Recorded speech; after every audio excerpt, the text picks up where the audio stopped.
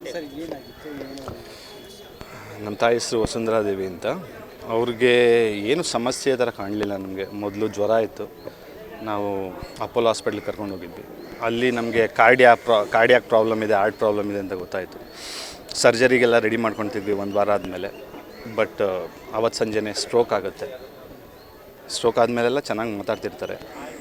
ಮಾರನೇ ದಿನ ವೈದ್ಯರೆಲ್ಲರೂ brain dead ಆಗಿದೆ ಅಂತ ಅನೌನ್ಸ್ ಮಾಡ್ತಾರೆ. ಅದು 4ನೇ ತಾರೀಕು ರಾತ್ರಿ ಅಡ್ಮಿಟ್ ಮಾಡ್ತೀವಿ. 7ನೇ ತಾರೀಕು ಬೆಳಗ್ಗೆ ಅನೌನ್ಸ್ ಆಗುತ್ತೆ. ನಾವು ಫ್ಯಾಮಿಲಿ, ನಮ್ಮ ತಂದೆ, ನಮ್ಮ ಚಿಕ್ಕಮ್ಮ ಮತ್ತು ನನ್ನ ತಮ್ಮದಿರಿದ್ದಾರೆ, ಕಸಿನ್ಸು, ಮತ್ತು ನಮ್ಮ ಚಿಕ್ಕಪ್ಪ ಇದ್ದಾರೆ. ಎಲ್ಲರೂ ಸೇರಿ ಅಂಗಾಂಗಗಳು ದಾನ ಮಾಡೋಣ ಅಂತ ನಾವು ನಿರ್ಧಾರ ಮಾಡ್ತೀವಿ. ನೇತ್ರದಾನ ಮಾಡ್ತೀವಿ. 2 ನೇತ್ರದಾನದಿಂದ 4 ಕಣ್ಗಳಿಗೆ ದೃಷ್ಟಿ ಬರುತ್ತೆ ಅಂದರೆ ನಮಗೂ ತುಂಬ ಹೆಮ್ಮೆ ಆಯಿತು. ನಮ್ಮ ತಾಯಿ ಜೀವನವೂ ಸಾರ್ಥಕ ಆಗುತ್ತೆ. ಮತ್ತು ಅವ್ರಿಗೂ ಅದೇ ಇಷ್ಟ ಆಗಿತ್ತು. ಅವ್ರ ಸ್ನೇಹಿತರ ಹತ್ರ ಎಲ್ಲ ಹೇಳ್ಕೊಂಡಿದ್ರು. ನಮ್ಮ ತಾಯಿನೂ ಆಧ್ಯಾತ್ಮ ಚಿಂತಕರು. ದಿನ ಬೆಳಗ್ಗೆ ಸುಪ್ರಭಾತಕ್ಕೆಲ್ಲ ಹೋಗ್ತಿದ್ರು, ಎಲ್ಲ ದೇವಸ್ಥಾನಕ್ಕೆ ಹೋಗ್ತಿದ್ರು. ಸೊ ನಮ್ಮ ಜೀವನ ಸಾರ್ಥಕ ಆಗುತ್ತೆ ಅಂತ ಅಂದ್ಕೊಂಡು ನಮ್ಮ ಫ್ಯಾಮಿಲಿಯೆಲ್ಲ ಡಿಸೈಡ್ ಮಾಡಿ ಅಂಗಾಂಗಗಳು ಮತ್ತು ನೇತ್ರದಾನ ಮಾಡಿದ್ವಿ.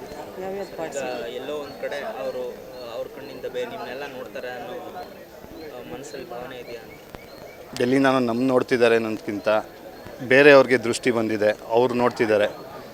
ಅಂಗಾಂಗಗಳಿಂದ ಬೇರೆಯವ್ರಿಗೆ ಮರುಜೀವ ಬಂದಿದೆ ಅನ್ನೋದು ನಮಗೆ ತುಂಬ ಖುಷಿ ಇದೆ. ನಮ್ಮ ತಾಯಿ ಜೀವನ ಸಾರ್ಥಕ ಆಯಿತು ಅಂತ ನಮಗೆ ಸಂತೃಪ್ತಿ ಇದೆ. ನನ್ನ ಹೆಸರು ಸುಪ್ರೀತ್ ಎನ್ಎಸ್ ಅಂತ. Thank you sir.